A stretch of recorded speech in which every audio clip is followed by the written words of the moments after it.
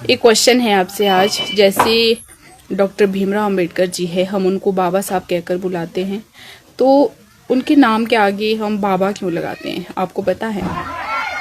हाँ, इसका सरल सा जवाब है, बापों के बाप बाबा साहब। बाबा साहब अम्बेडकर। हिमाचल प्रदेश नाम आते ही आपके मन में शिमला और उसकी ठंडक और तमाम चीजें आपको नजर आती होगी, लेकिन हिमाचल प्रदेश के अंदर भी, पहाड़ों के अंदर भी जातिवाद तो बसता है। ये इसी कहानी, ये मेरी जुबानी नहीं है, बल्कि ये कहानी एक ऊंची जाति से आने वाली लड़की की है, जो आपको बता दें कि अब दलित समाज के एक लड़के के साथ शादी, प्रेम विवाह करके उसके साथ रहने शुरू हो चुके हैं, उनके बच्चे भी हो चुके हैं। लेकिन उनका कहना है कि वो खुद ऊंची जाति के, लेकिन उसके बावजूद जातिवाद उसका पीछा नहीं छोड़ रहा है। ये दरअसल आपको बता दें कि मंजू जोशी नाम की एक लड़की है, हिमाचल प्रदेश के अंदर रहती है। वो दलित समाज के आने वाले एक लड़के से शादी करती है, प्रेम विवाह करती है। पहले आपको बता दें कि घर वालों से थोड़ी नाराजगी रहती है, लेकिन समय के साथ लड़के के माता पिता इसके लिए स्वीकार है, वो कर लेते हैं। लड़की भाग कर नहीं, बल्कि संविधान की दम पर कोर्ट के अंदर वो मैरिज करती है। कोर्ट मैरिज संविधान के द्वारा उसके द्वारा की जाती है। दोनों आराम से अपना जीवन यापन करते हैं। लेकिन लड़की का कहना है कि धीरे धीरे सब कुछ ठीक ठाक चल रहा था,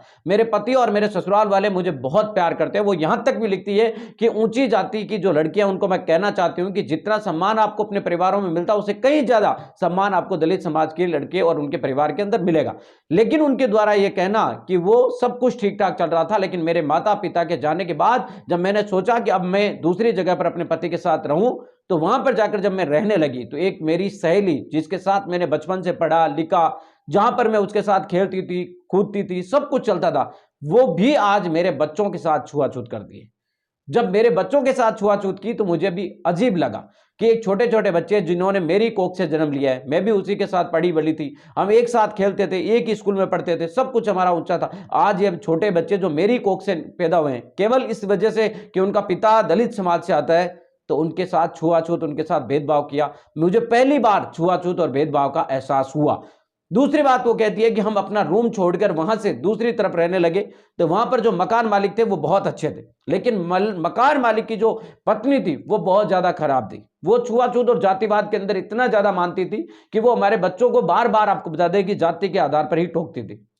उस वजह से उन्होंने कहा कि मुझे ये आसानी से कहने में बिल्कुल भी हिचक नहीं है कि आज भी जातिवाद पुरुष तो और भी कम करते हैं, बल्कि महिलाएं पुरुषों से कहीं ज्यादा जातिवाद है वो करती है। यहां तक आपको बता दें कि मंजू जोशी नाम की इस लड़की के द्वारा अपनी सोशल मीडिया हैंडल फेसबुक के ऊपर ये इतनी बड़ी पोस्ट की गई है, उन्होंने ये तमाम चीजों का जिक्र किया कि आज भी अनुसूचित जाति ऐसा क्यों जनजाति के करते लोगों के हैं, साथ और जानवरों मुझसे जैसा ज्यादा सलूक आप किया जानते जाता हो है। इस उनका चीज ये को, भी कहना है इसलिए कि मैं हर सोचा व्यक्ति आपसे जो पूछ ऊंची लेती जाति हूँ। का है, श्रवण समाज का है, वो ऐसा नहीं करता। लेकिन जो मनवादी मानसिकता है, ब्राह्मणवादी मानसिकता का, वो वैसे लोग जरूर करते हैं। यही बात आपको बता दें कि मंजू जोशी और भी कहती है कि जो लोग मनवादी या ब्राह्मणवादी व्यवस्था के अंदर विश्वास रखते हैं, उनको भी अपने घर में पहले उसे लागू करना चाहिए, अपनी बहन बेटियों के ऊपर अप्लाई करना चाहिए, अगर इतनी वो ज्यादा अच्छी है तो।